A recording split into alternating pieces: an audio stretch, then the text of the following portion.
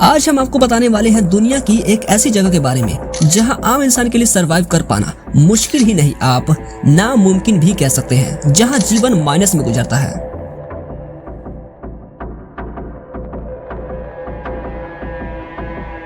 Antarctica, जिसे मौत का दूसरा नाम भी कहा जा सकता है, क्योंकि यहाँ का एवरेज टेम्परेचर -20 डिग्री सेल्सियस से भी कम होता है।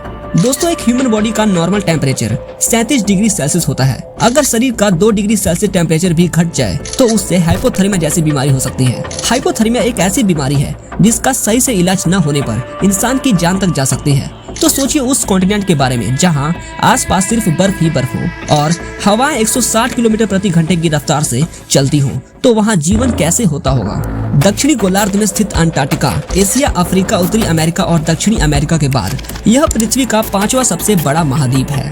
अंटार्कटिका भले ही एक बर्फ वाली जगह हो, लेकिन इसे बर्फीली रेगिस्तान या आइस डेजर्ट भी कहा जा सकता है। यहाँ के 98% क्षेत्र औसतन 1.6 किलोमीटर मोटी बर्फ से ढके हैं, जबकि इस महाद्वीप के कुछ क्षेत्रों में चादर की मोटाई 4.8 किलोमीटर होती है। यहाँ के कोस्टल एरियाज में टेम्परेचर थोड़ा सा हाई हो सकता है, लेकिन इंटीरियर रीजन में और स्पेशली विंटर सीजन में टेम्परेचर -60 डिग्री सेल्सियस या उससे भी कम हो सकता है। 21 जुलाई 1983 वो डेट है जब यहाँ दुनिया का सबसे लोवेस्ट टेम्परेचर रिकॉर्ड किया गया, -89.2 डिग्री सेल्सियस।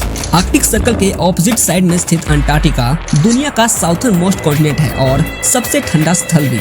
यहाँ पर हवाएं अत्यंत तेजी से चलती हैं। यह एक बड़ा आइसी लैंड मास है जिसका एरिया लगभग 14 मिलियन स्क्वायर किलोमीटर है, जो कि ऑस्ट्रेलिया के आकार का लगभग 2 गुना है। अंटार्कटिका अर्थ के सारे कॉन्टिनेंट्स का 70% से भी अधिक फ्रेश वाटर कंटेन करता है, मोस्टली आइस फॉर्म में। दोस्तों, अंटार्कटिका कोई देश नहीं है और न ही इसके ऊपर किसी एक देश का सीधा अधिकार है।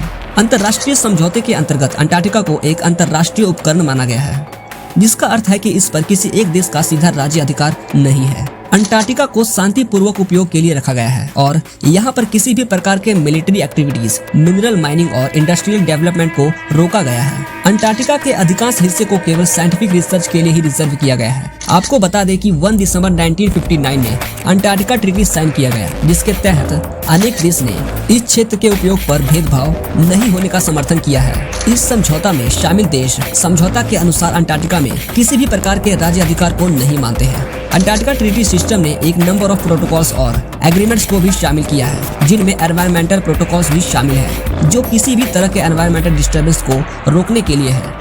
अंटार्कटिका को साइंटिफिक रिसर्च के लिए ही रिजर्व रखने का ये अप्रोच इंटरनेशनल कोऑपरेशन और एनवायरमेंटल प्रोटेक्शन को बढ़ावा देने का एक उचित तरीका माना जाता है। यहाँ पर बहुत से देश अपने रिसर्च स्टेशन चला रहे हैं। दोस्तों, अंटार्कटिका एक बहुत ही हॉस्टाइल और ठंडक से भरा हुआ महाद्वीप है, जिसके कारण यहाँ पर जिंदगी की स्थितियाँ बहुत ही मुश्किल होती हैं। इसलिए इस महाद्वीप पर पेंगुइन, तेंदुआ, सील, व्हेल और ऑर्कास जैसे बहुत कम जानवर पाए जाते हैं।